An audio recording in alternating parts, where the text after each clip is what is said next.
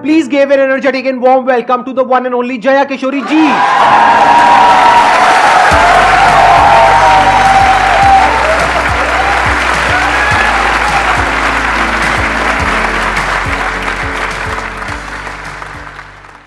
इनकी स्माइल में इतनी पॉजिटिविटी है, आई थिंक इनको कुछ बोलने की जरूरत ही नहीं है। अगर ये पूरे सेशन में यहाँ पर सिर्फ बैठ करके स्माइल करती रहे तो आई थिंक ये सेशन बहुत अच्छा हो जाएगा। इनका एक मोटिवेशनल चैनल भी है। इनफैक्ट आपकी कुछ वीडियोस देख करके मैं खुद मोटिवेट हुआ हूँ, and I am not kidding.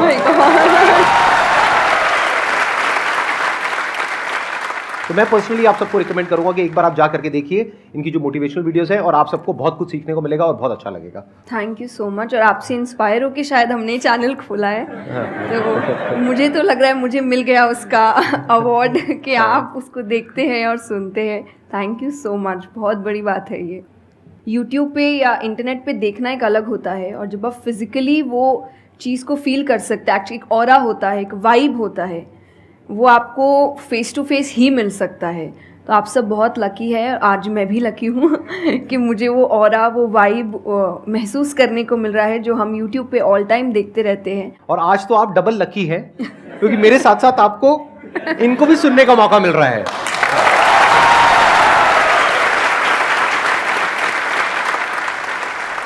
आपके मन में जो भी क्वेश्चंस है, जैसे भी क्वेश्चंस है, आप इनसे पूछ सकते हैं। First of all, thank you very much for giving me this opportunity.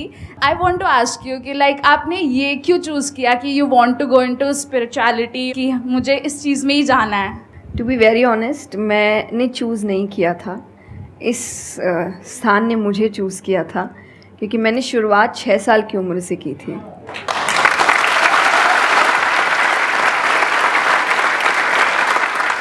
उसमें आपको पता ही नहीं होता है कि करियर क्या होता है, काम क्या होता है।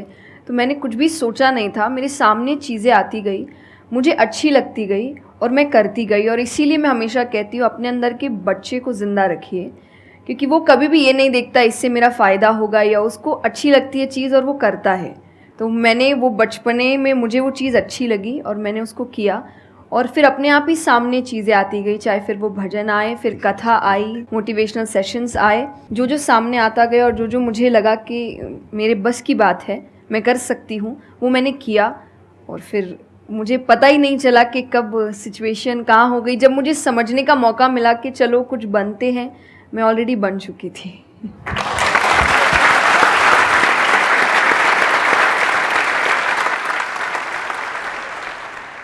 मेरा क्वेश्चन कंसंट्रेशन पावर को लेके है, या दूसरी तरह से बोल सकते हैं अवेयरनेस को लेके।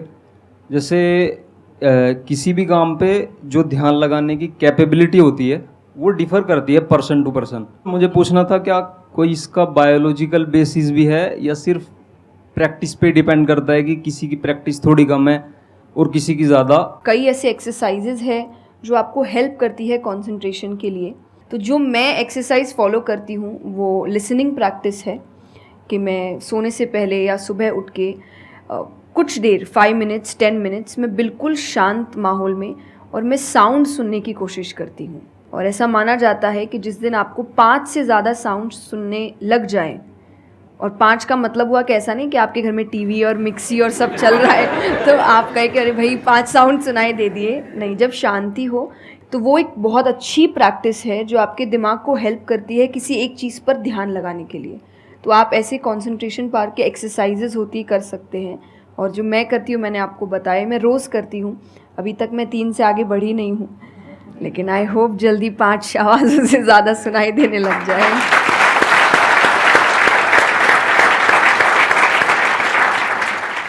बचपन से जो आपने किया अभी तक वो तो मैटर करता ही है। फॉर एग्जाम्पल, अगर आप बचपन से ही सिर्फ कंप्यूटर पर ही अपना टाइम पास कर रहे हो या मोबाइल पे, जो आजकल बड़ा कॉमन हो गया है, तो आपकी जो कंसंट्रेशन पावर है वो पैसिव वे में तो अच्छी होगी। यानी कि अगर कोई कंटेंट है उसको आप कंज्यूम कर रहे हो तब तो आपका माइंड वहां पर लग जाएगा, लेकिन जब खुद ध्यान लगाने की बारी आएगी तो आप नहीं लगा पाओगे।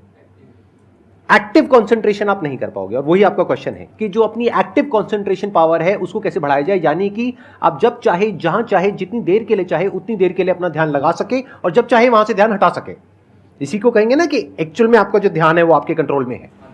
नहीं तो इतना कुछ है इस दुनिया में, वो तो सब खींचने के लिए तैयार बैठे हैं आपके ध्यान को, आपकी अटेंशन को। अगर फाइनेंशियली बात करी जाए तो आज की डेट में सबसे ज्यादा जो वैल्यू है वो आपकी अटेंशन की है। जितनी भी कंपनीज हैं उनके लिए सबसे इंपॉर्टेंट है आपकी अटेंशन। अगर आपकी अटेंशन आपके हाथ से निकल जाती है और उनके हाथ में चली जाती है तो वो हो जाएगा जो वो चाहते हैं, यानी उनको प्रॉफिट हो जाएगा, आपको नुकसान होता है हो जाए। तो अब सवाल उठता है उसको कैसे बढ़ाया जाए। चेस बहुत अच्छा तरीका है उसको बढ़ाने का। स्पोर्ट्स से आपकी कंसंट्रेशन पावर बढ़ती है। जैसे मुझे बैडमिंटन बहुत पसंद है, तो बैडमिंटन में सारा ध्यान कहां पर होता है? शटल के ऊपर, और कोई थॉट माइंड में आ ही नहीं सकता, क्योंकि अगर वो आया तो शटल से आपका ध्यान हट गया और आप हार जाओगे। तो sports is another way of doing it. उसके अलावा जैसे इन्होंने बताया लिसनिंग, अगेन वेरी पावरफुल। बहुत तरह की साउंड्स हैं, बहुत तरह की वाइब्रेशंस हैं इस यूनिवर्स में, बट हमारा ध्यान नहीं है उसकी तरफ। कुछ ग्रॉस है, कुछ सटल है। तो जैसे जैसे हम सटल जाते हैं तो ऐसी बहुत सारी वाइब्रेशंस हमारी पकड़ में आती है जो नॉर्मली लोगों की पकड़ में नहीं आ पाती है। क्यों? क्योंकि उनका ध्यान दो जगह पे होता है, या तो इस दुनिया में जो कुछ हो रहा है वहां पे होता है, या फिर अंदर जो थॉट चल रहे होते हैं वहां पे होता है। इसके अलावा और कहीं नहीं होता है। तो उन वाइब्रेशंस को सुनने के लिए हमको कानों की भी जरूरत नहीं है। इवन विदाउट योर ईयर्स, अपने कान बंद करके भी आप सुन सकते हो उन साउंड्स को। तो शुरुआत वहां से करो, धीरे धीरे आप देखोगे आपका जो ध्यान है वो आपकी पकड़ में आने लग जाएगा।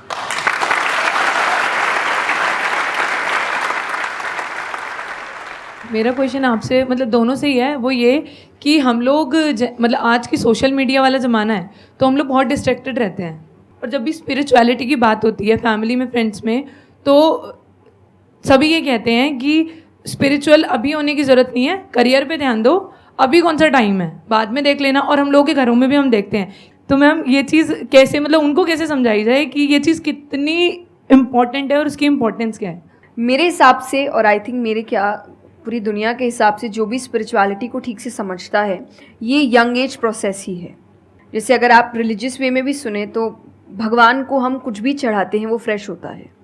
प्रसाद है, फूल है, कुछ भी एक दिन दो दिन पहले नहीं होता। तो हम खुद इतने पुराने होके क्यों फिर अपने आप को चढ़ाते हैं? जब आप रिजिड हो चुके हैं, जब आपको आगे कुछ काम खास करना नहीं है, आप रिटायर हो चुके हैं, तब आप उस स्पिरिचुअलिटी का करेंगे क्या? आपकी लाइफ में कोई चैलेंजेस होंगे ही नहीं जब सामना करने के लिए। तो स्पिरिचुअलिटी मतलब सिर्फ पूजा पाठ नहीं होता। मंत्र, जैसा मैंने लिसनिंग एक्सरसाइज बताई, वैसे ही मंत्र चैंटिंग भी एक बहुत बड़ी एक्सरसाइज है कि आप मंत्रों का उच्चारण करते हैं मेडिटेशन में, क्योंकि जो पावर, जो वाइब्रेशंस वो साउंड रखते हैं वो आई थिंक दुनिया में और कहीं नहीं है। तो वो आपके करियर के लिए, कंसंट्रेशन पावर के लिए, कॉन्फिडेंस के लिए, मेमोरी पावर के लिए, सबके लिए बहुत अच्छा है। तो आपको यही समझाना है कि आप स्पिरिचुअलिटी का मतलब, एक तो पहले ये पर्सपेक्टिव हटा दें कि हम सब त्याग देंगे, हम सब छोड़ देंगे। ऐसा कुछ भी नहीं होता। गीता जी में स्पिरिचुअलिटी का ज्ञान उसको दिया गया है जिसको आगे जाके राजा बनना है। अर्जुन को, उसके पास क्या लग्जरी नहीं है, राज्य नहीं है, पैसा नहीं है, क्या नहीं है। तो अध्यात्म का मतलब कभी भी नहीं होता सब कुछ छोड़ देना, सबके बीच रहना है, पर इस तरीके से रहना है कि वो आप पर हावी ना हो हर चीज़। यही आध्यात्म है, यही स्पिरिचुअलिटी है कि बाहर की चीज़ें यहाँ ट्रबल ना कर सके, बस इतना ही करना है।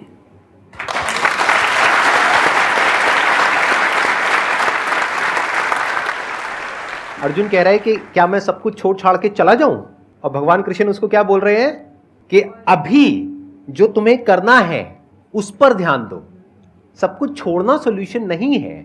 खुद को पहचानो कि तुम क्या हो। जो प्रॉब्लम की पूरी जड़ थी वहां पर वो ये थी कि अर्जुन भूल गया था कुछ देर के लिए कि वो एक्चुअल में कौन है, जैसे हम भूल जाते हैं। तो भगवान उसको याद दिलाने का काम कर रहे हैं कि तुम एक योद्धा हो, तुम्हारा काम है लड़ना धर्म के लिए। तो भगवान उसको वो ज्ञान दे रहे हैं। ऐसे ही अगर आप एक स्टूडेंट हो तो आपका काम क्या है? पढ़ाई करना। अब आपको देखना है कि उसमें ये जो बातें हैं, इनकी बातें, मेरी बातें, या कहीं भी हमारे जो स्क्रिप्चर्स में बातें हैं, वो किस तरह से आपको काम आ सकती है वो करने में, जो अभी आपकी लाइफ की इस स्टेज में, इस पॉइंट पर आपके लिए करना सबसे इंपॉर्टेंट है। तो स्पिरिचुअलिटी दो तरीके की हो गई। एक वो जो आपको भटका रही है, यानी कि वो लोग जो खुद अच्छे से नहीं समझ पाए स्क्रिप्चर्स को, वो आपको क्या कहेंगे कि सब कुछ छोड़ दो। और दूसरे वो जो एक्चुअल में समझ गए हैं कि क्या बात करी जा रही है, तो वो आपको क्या कहेंगे कि जो भी कर रहे हो उसको करो, अच्छे से करो, पूरे ध्यान से करो, पूरी ईमानदारी से करो, उसमें कोई कमी मत छोड़ो, क्योंकि यही आपको हेल्प करेगी लाइफ में आगे कुछ भी करने के लिए। अगर आज आप अपने काम को ढंग से नहीं कर पा रहे, तो कल अगर स्पिरिचुअलिटी में आपको कोई इंक्वायरी करनी है, स्क्रिप्चर्स को समझना है, क्या वो आप ईमानदारी से कर पाओगे? आप अगर अपना काम ठीक से कर रहे हैं, आपके इंटेंशंस अच्छे हैं, आप ऑनेस्ट हैं, आप पेशेंस रख रहे हैं, आप स्पिरिचुअल हैं। तो इसीलिए आपको बस अपना काम, जो उन्होंने सही कहा, एकदम ठीक से ईमानदारी से करना है। क्योंकि अगर यहाँ ईमानदार नहीं, क्योंकि जो आपका काम है, तो फिर कहीं और तो ईमानदारी की फिर बात ही क्या कर सकते हैं हम। मैम मेरा आप दोनों से ही है मेरा क्वेश्चन कि रियल फ्रेंडशिप का एसेंस आज खोते जा रहा है। हम सैटरडे संडे को पार्टी तो कर रहे हैं फ्रेंड्स के साथ, लेकिन जब रियल फ्रेंडशिप का टेस्ट होता है तो most of the friends fail हो जाते हैं, और हम भी फेल हो जाते हैं उसमें अपने दोस्तों को। हम ये तो भूल जाते हैं कि वो हमारे दोस्त नहीं है अच्छे, तो हम भी तो नहीं हैं। तो ये चीज़ हम रियल फ्रेंडशिप को आज कैसे वापस उसके एसेंस को रीजनरेट करें और खुद भी दूसरों के अच्छे दोस्त बने? दोस्ती बहुत बहुत ज़रूरी होती है, और इस पे भी मेरा एक छोटा सा वीडियो है कि आप फ्रेंड्स को आइडेंटिफाई कैसे करें, या वही जो क्वालिटीज़ है वो खुद में भी कैसे लाएं। तो सबसे पहली क्वालिटी यही है कि हम जो सिर्फ सैटरडे संडे जिन दोस्तों से पार्टी करने के लिए मिल रहे हैं, वो आपके दोस्त नहीं होते हैं। वो आप बस एंटरटेनमेंट के लिए, आपको मस्ती करना है, मज़ा करना है, तो आप मिल रहे हो। लेकिन एक्चुअल जो आपके दोस्त होते हैं ना, वो आपको भी सिखाते हैं, आप उनको भी सिखाते हैं, वो आपके साथ ग्रो करते हैं। और जैसा आपने कहा एसेंस, जैसे मैं मेरे पेरेंट्स के जो दोस्त हैं, सालों से इक्के दुक्के हैं, लेकिन अभी तक हैं। और अभी भी हम कई बार ऐसा लगता है कि आप ऐसे कैसे बात कर रहे हो उनसे, तो वो कहते हैं हमारे दोस्तों को अपने दोस्तों जैसा मत समझना कि हम एक दो बोल देंगे या एक दो चीज़ें हो जाएंगी और हमारी दोस्ती टूट जाएगी। हमारी दोस्ती इस चीज़ पर नहीं बनी है। वो अगर महीनों भी एक दूसरे से नहीं मिल रहे हैं, या एक साल तक भी उन्होंने बात नहीं की है, वो एक साल बाद भी फ़ोन करते तो वो वैसे ही होते जैसे वो एक साल पहले थे, जहाँ उनकी बात छूटी थी, बिल्कुल वैसे। तो सबसे पहली चीज़ कि यही कि ज़रूरी नहीं है आपको अपने दोस्तों से हर एक इंटरवल में मिलना है, तभी आपकी दोस्ती कायम रह सकती है। क्योंकि अब लोग आगे बढ़ रहे हैं, बिज़ी हो रहे हैं, काम कर रहे हैं, दूसरे शहरों में पढ़ने जा रहे हैं। अगर आपकी दोस्ती सिर्फ मिलने मिलाने से और मस्ती करने से, तो वो दोस्ती नहीं है। तो ये सबसे पहली चीज़ है कि जो आपको आपके सिचुएशन को समझे, वाइस वर्सा आप उसके सिचुएशन को समझिए कि दोस्ती है पर ज़िंदगी भी है, काम भी है, मेहनत भी है, परिवार भी है। सबसे बड़ी तपस्या, सबसे बड़ा तप मैं कहती हूँ गृहस्थ जीवन ही है। Thank you for the compliment. उसमें आपको इतना कुछ करना पड़ता है, वो एक सिचुएशन को समझना ज़रूरी है। दूसरा, आजकल जो एक ट्रेंड बन चुका है कि फ्रेंड्स सपोर्टिव होने चाहिए, तो सपोर्टिव का मतलब ये नहीं कि तुम गलत भी करो, तो जो कर्ण और दुर्योधन की दोस्ती थी कि नहीं भाई पाप भी कर, मार, गलत कर, मैं तो साथ खड़ा हूँ, ये दोस्त नहीं होते। ये बहुत बड़ा पॉइंट बोला है इन्होंने, अभी इसके बारे में मैं बात करूँगा। ये दोस्त नहीं होते हैं। दोस्त आपको आपके पास खड़े रहेंगे सपोर्ट में, लेकिन ये हर वक्त बताएंगे कि तुम गलत हो, तुम गलत कर रहे हो, इसकी सज़ा मिलेगी। तो ये सच्चे दोस्त होते हैं। तो आप या तो कहते हैं ना कि कृष्ण जैसे दोस्त बनो, खुद ही बनो। बात यहीं आती है, कृष्ण जैसे ढूंढने से पहले कृष्ण जैसे दोस्त बनो, कि जो हर वक्त बताने। कृष्ण कभी अलग नहीं हुए अर्जुन से। जब वो कहने लगा कि मैं नहीं लड़ सकता, ये नहीं, उन्होंने उस वक्त बहुत डांटा कि क्षत्रिय है, ये तरीका है बात करने का, ऐसे बोलते हैं, तो इतना बड़ा महाबाहु है, बड़े बड़े नाम बताए, याद दिलाया कि तुम कितने अच्छे हो। तो सबसे बड़ा दोस्त का आई थिंक क्वालिटी यही है, जो सपोर्टिव है लेकिन गलत चीज़ों में नहीं है, वो हर वक्त सही के लिए आपके पास खड़े हैं। और तीसरा जो मैं सबसे अच्छा कहती हूँ कि आपकी और उनकी मेंटालिटी मैच होनी चाहिए। आपको ये समझना है कि अगर मेंटालिटी एक नहीं होगी, तो भले ही आप अपने पेरेंट्स को कितना ही कह ले कि हम कुछ नहीं करेंगे, अरे हम तो सिर्फ घूम रहे हैं, अरे हम वैसा कुछ नहीं करेंगे, करोगे, एक ना एक दिन ज़रूर करोगे, क्योंकि ये ह्यूमन नेचर है। आप जिसके साथ ज़्यादा समय बिताते हो, धीरे धीरे उसकी क्वालिटीज़ कुछ आपके अंदर आती है। तो ज़रूरी है कि वो बिहेवियर, वो पैटर्न, वो मेंटालिटी, वो माइंडसेट मैच होनी चाहिए दोनों की, तभी आप एक साथ ग्रो कर सकते हैं। वरना वही सैटरडे संडे मिलना और ज़िंदगी ख़राब करना, यही हो पाएगा बस। Excellent point. ये समझना इतना इंपॉर्टेंट नहीं है कि दोस्ती क्या है, ये समझना ज़्यादा इंपॉर्टेंट है कि दोस्ती क्या नहीं है। अगर आपका जो दोस्त है वो कुछ गलत कर रहा है, तो उसका साथ देना दोस्ती नहीं है। क्योंकि अगर आप गलत में भी उसका साथ दोगे तो वो और पावरफुल हो जाएगा, वो और बड़ा गलत काम करेगा। मानो आपका दोस्त पी करके गाड़ी चला रहा है, तो दोस्ती ये नहीं है कि उसको बोलना कि हाँ चल कर कर कर कर कोई नहीं, और बड़ा और बड़ा और बड़ा नहीं। उस वक्त क्या बोलना, गाड़ी रोक, मैं उतर रहा हूं। अब उसके बाद आपका क्या होगा वो बाद में देखेंगे, वो डिपेंड करता है कि आपको कहाँ उतारा उसने। जो इन्होंने एग्जाम्पल दिया दुर्योधन वाला, बहुत इंपॉर्टेंट है वो समझना। ऐसे लोगों से दूर रहो, ये दोस्ती है। दोस्ती को तोड़ देना दोस्ती होता है बहुत बार। कई बार लाइफ में ऐसा पॉइंट आ जाता है जो एक धर्म संकट के जैसा होता है, जहां पर जा करके आपको साफ नजर आ रहा होता है कि ये जो इंसान है ये सिर्फ अपना ही नहीं मेरा भी सर्वनाश कर देगा। ऐसे लोगों को छोड़ देना दोस्ती है। फिर अगर उसके अंदर इंसानियत वापस से जागती है तो वापस से वो अगर आपके पास में आता है तो ठीक है, नहीं आता है तो कोई बात नहीं, छोड़ दो ऐसे दोस्त को। तो बड़े ध्यान से चुनना अपने जो दोस्त हैं। जो इन्होंने कहा संगति बहुत इंपॉर्टेंट है लाइफ में, इसीलिए पहले के जमाने में सत्संग की इतनी वैल्यू होती थी। हर घर में एक सत्संग हॉल होता था एक जमाने में। आज जैसे हम सत्संग का नाम सुनते हैं हमारे माइंड में कुछ और ही आने लग जाता है। सत्संग मतलब सत्य के संग।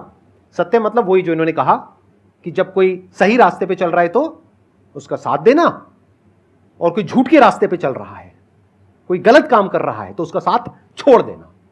तो सत्य के साथ रहना। वो लोग जो सत्य बोलते हैं, वो लोग जो सत्य की राह पे चल रहे हैं, वो लोग जो धर्म की राह पे चल रहे हैं।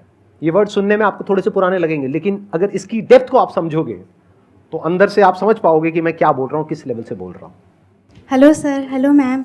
मैम मतलब कई बार हम सुनते भी हैं, बहुत जगह देखते हैं, और कई बार बहुत बार हम पढ़ते भी हैं। मैम मुझे ये पूछना है कि मैम भक्ति क्या है, मतलब भक्ति क्या होती है? आज ये ज़माना अलग हो गया है कि भगवान से भी लेन देन का मामला चल रहा है कि आप मेरा ये काम कर दो तो ये हो जाएगा, और काम एक भी नहीं हुआ तो भगवान बदल ले, कि भाई कहीं और माथा टेकते हैं, यहाँ तो काम हो नहीं रहा। तो ये भक्ति नहीं होती। तो एक तो जो परसेप्शन भक्ति का बन गया है कि भजन कीर्तन पूजा पाठ कर लिया और भक्ति हो गई। भक्ति का असल मीनिंग है सरेंडर, समर्पण। और समर्पण व्यक्ति कब करता है? जब पहला चीज़ विश्वास होता है कि वो जो भी करता है वो सही करता है। मुझसे कई बार लोग पूछते हैं कि आप बहुत ज़्यादा डिप्रेशन में नहीं जाते, या कोई आपने सब कुछ देखा है, चाहे स्ट्रगल है, इंसल्ट है, रिजेक्शन है, हर फील्ड में हर चीज़ होती है। अगर आप आगे बढ़ रहे हैं, कोई पोजीशन पे जाने की कोशिश करें तो आपको इनका सामना करना पड़ेगा। ये ज़िंदगी के साथ आता है तो आपको सामना, लेकिन मुझे कभी दिक्कत नहीं दी ये चीज़ें। क्यों? क्योंकि जो मैंने कहा समर्पण, मुझे पता है कि एक ऐसी शक्ति ऊपर बैठी है जो मेरा बुरा नहीं चाहती।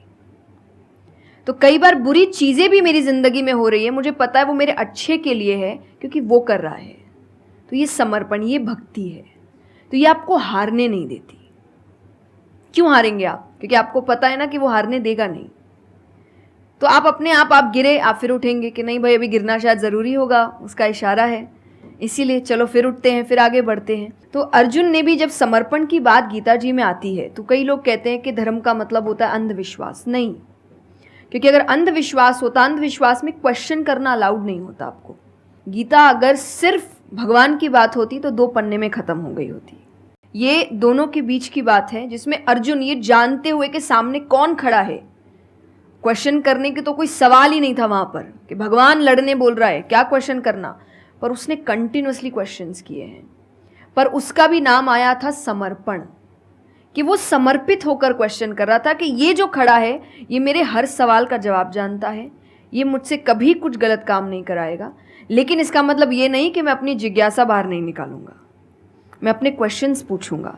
तो भक्ति का अर्थ यही होता है कि पहला निष्काम होता है। क्या फ़ायदा मत ढूंढिए कि मेरा काम नहीं हुआ तो भगवान है ही नहीं। भाई भगवान कहाँ है? भगवान होते तो ऐसा होता क्या? वो तो इंसान है इसीलिए ऐसे हो रहे काम। भगवान ने तो सबको देखे, बच्चा तो मासूम ही होता है, बड़े होके ख़राब हो जाता है। कोई बच्चा गलत आपने देखा है क्या? छोटा सा बच्चा ही डॉन बनने के बारे में सोच रहा है, वो तो बच्चा ही होता है, मासूम होता है, सच्चा होता है। तो भगवान इसलिए कहते हैं बच्चे भगवान का रूप है, क्योंकि वो एकदम प्योर होते हैं। बड़े होने के बाद हम काम खराब करते हैं और नाम फिर हम भगवान का देते हैं, क्योंकि हमको इल्ज़ाम लगाने के लिए लोग चाहिए। ये फेलियर्स के लिए भी, आप फेलियर्स के लिए भी हम कहते हैं मेरा काम अच्छा नहीं था, मेरा समय अच्छा नहीं था, मुझे पेरेंट्स ने सपोर्ट नहीं किया, मेरे पास ये नहीं था। वरना अगर देखा जाए इन्हीं सिचुएशन में कई लोग हैं जो काम करके आगे बढ़ जाते हैं। तो करने वाला तो कर लेगा, नहीं करने वाला इल्ज़ाम लगाएगा। तो वो इल्ज़ाम अभी हमें ऐसे दिखता है एक ऐसा कोई है जो सामने तो खड़ा नहीं है, भगवान लगाओ इल्ज़ाम। एक फ़ोटो है ना इंटरनेट पे कि एक भगवान खड़े, छोटी बच्ची खड़ी है, छोटी बच्ची के हाथ में एक टेडी बेयर है, तो भगवान वो मांग रहे हैं और वो बच्ची बोली मुझे बहुत अच्छा लगता है, मुझे नहीं देना। उसको नहीं पता कि भगवान के पास पीछे एक बड़ा सा टेडी बेयर रखा है और भगवान उसको कह रहे कि बस दे दो और मुझ पे विश्वास रखो कि वो दे दो छोटी चीज़ जो तुमसे आपको वो बुरी लग रही है उस वक्त कि मेरे साथ गलत हो गया या मेरा छोटा काम नहीं हुआ, मैंने तो इतनी पूजा की थी, इतना काम किया था, शायद तुम उस काम के लिए नहीं बने हो, तुम और बड़े चीज़ के लिए बने हो। तो निष्काम क्या है कि आपकी भक्ति निष्काम है, स्वार्थ से नहीं बनी है, तो भक्ति आगे बढ़ेगी। दूसरा सरेंडर, कि मेरे हर सवाल का उत्तर सिर्फ उसके पास है। तो ये दो चीज़ें भक्ति बनाती हैं।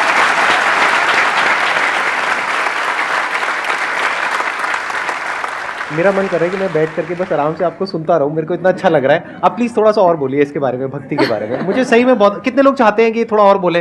हाँ, क्योंकि इनसे अच्छा कोई नहीं हो सकता इसके बारे में बोलने के लिए। मेरे को पता है आपके पास में और बहुत कुछ है बोलने के लिए, थोड़ा सा प्लीज़ और बोलिए। ये दो चीज़ें जो भक्ति में, तीसरा हम जब करते हैं सत्संग, जो उन्होंने कहा सत्संग का एक सत्य के संग, तो सत्य कौन है? जब हम शास्त्रों में देखते हैं सबसे पहला श्लोक जो श्रीमद् भागवत में आता है वो भगवान का स्वरूप बता रहा है, उसमें है सच्चिदानंद रूपाय। सच्चिदानंद का मतलब होता है तीन चीज़ें मिलकर बनती है, वो है सत, चित और आनंद। जो ये तीन चीज़ों को जीवन में समझ लेगा सही से, उसने भगवान को समझ लिया, क्योंकि भगवान का रूप ही सच्चिदानंद है। तो सबसे पहला है सच, जो कहा गया सच की राह पर चलो। जो हम ये एक्चुअली आपने एग्जैक्ट वर्ड उस वक्त बोले, मैं अपनी कथा में भी कहती हूँ कि आजकल हम इतनी छोटी छोटी बातों पे झूठ बोलते हैं कि हम किसी से मिलने जा रहे हैं और हम घर से भी नहीं निकले, अरे 5 मिनट, अरे सिग्नल पे खड़ा हूँ, अरे बस पहुँच गया, अरे क्या हो गया, वो 2 बातें तो सुनाएगा ना सिर्फ कि तुम समय लेकर नहीं आए, पर हम इतनी इतनी सी बातों में झूठ बोल रहे हैं। ये हमें लगता है कि कोई बड़ी बात नहीं, पर ये बहुत बड़ी बात है कि आप इतना भी सच का सामना नहीं कर सकते, और फिर हमें लगता है कि हम लाइफ की जो प्रॉब्लम्स है उसका सामना कर लेंगे, खुद के सच का तो सामना कर नहीं पा रहे हैं। जिंदगी का सच सामने आएगा तब तो बैंड ही बज जाएगी पूरी, क्योंकि वो कठिन है। जिंदगी आसान नहीं है, किसी के लिए नहीं, भगवान के लिए भी नहीं हुई। आप राम जी को उठाइए, कृष्ण जी को उठाइए, जब तक यहाँ रहे कोई सुखी नहीं रहा।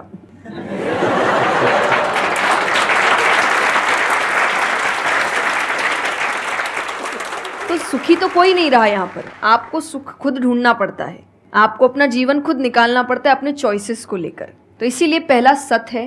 दूसरा चित है, अवेयरनेस। हम अवेयर नहीं हैं चीज़ों को लेकर, हम इग्नोर करते हैं। अवेयरनेस और इग्नोरेंस ये ऑपोजिट्स हो गए कि आप कोई भी चीज़ आपको समझ नहीं आ रही है, नहीं है।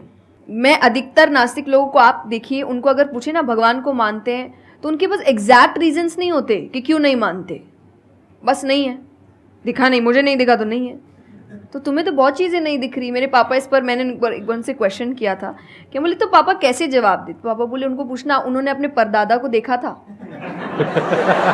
देखा तो नहीं होगा,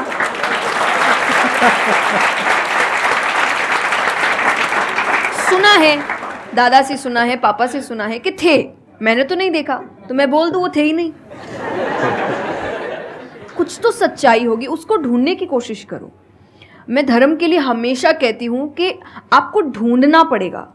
भगवान, मेरे पापा ने मुझे एक बात कही थी, भगवान मानने की चीज़ है, जानने की नहीं। जानना क्या होता है? पहले इस्तेमाल करें फिर विश्वास करें।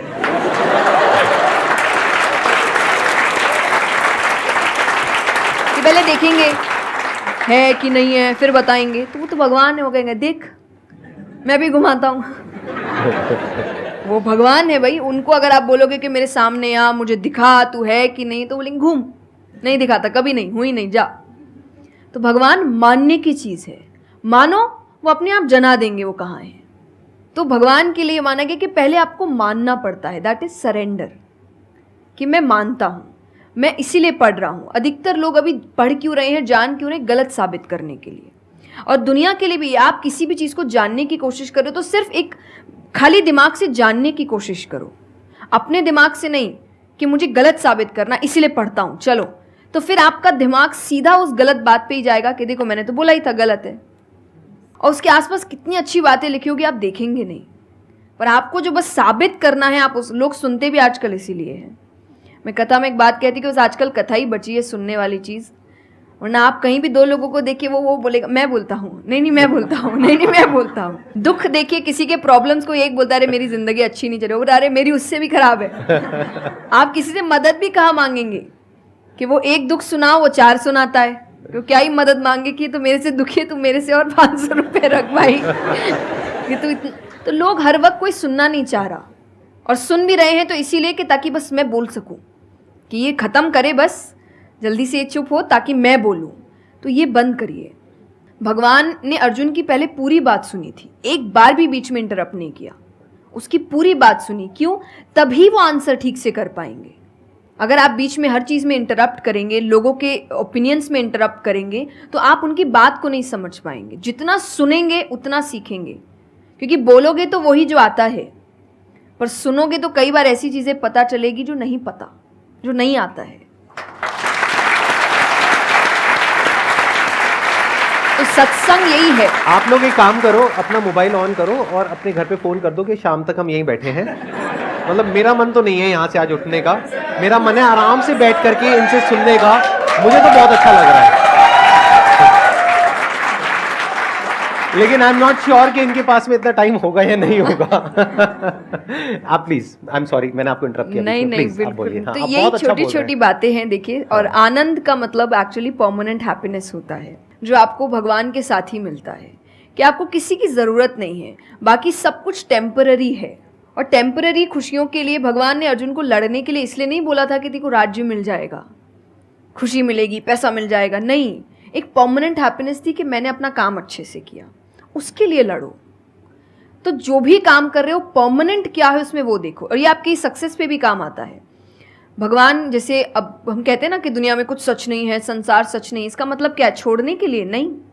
क्या आप पहली चीज़, जब दुख आ रहा है तो डिप्रेशन में मत जाओ, क्योंकि आप जानते हो ये भी परमानेंट नहीं है, टेम्पररी है, कल फिर ठीक हो जाएगा। खुशी आ रही है तो घमंड मत करो, ये भी निकल जाएगा, ये पोजीशन भी ज़्यादा समय तक रहेगी नहीं। तो उसको रखने के लिए काम करते रहो। तो भगवान हर चीज़ में कहते बैलेंस्ड रहो, और परमानेंट वो है उसके पीछे भागो। तो आप अपने आप ही जो दिखावे की दुनिया है, करते हम सब है और सब कुछ करना चाहिए लाइफ में, सब एंजॉय करिए, पर अगर उसको जानते हुए करोगे कि परमानेंट नहीं है, तो जैसा मैंने कहा वो यहाँ जाएगा नहीं। जैसे एक पक्षी है, आप पेड़ पे उसको बैठा दो और फिर जिस ब्रांच में वो बैठी उसको काटने लगो, और जब तक ब्रांच नहीं गिरेगा वो नहीं हटेगी, क्योंकि उसको ब्रांच पे भरोसा है ही नहीं। उसको पता ये रहेगा ना, उसको अपने पंखों पे है कि वो जैसे ही गिरेगा मैं उड़ जाऊंगी।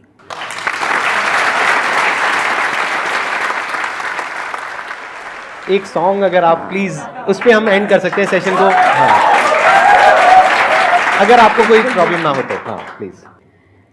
मेरा आपकी कृपा से सब काम हो रहा है, करते हो तुम कन्हैया, मेरा नाम हो रहा है। मेरा आपकी कृपा से सब काम हो रहा है। बहुत बढ़िया।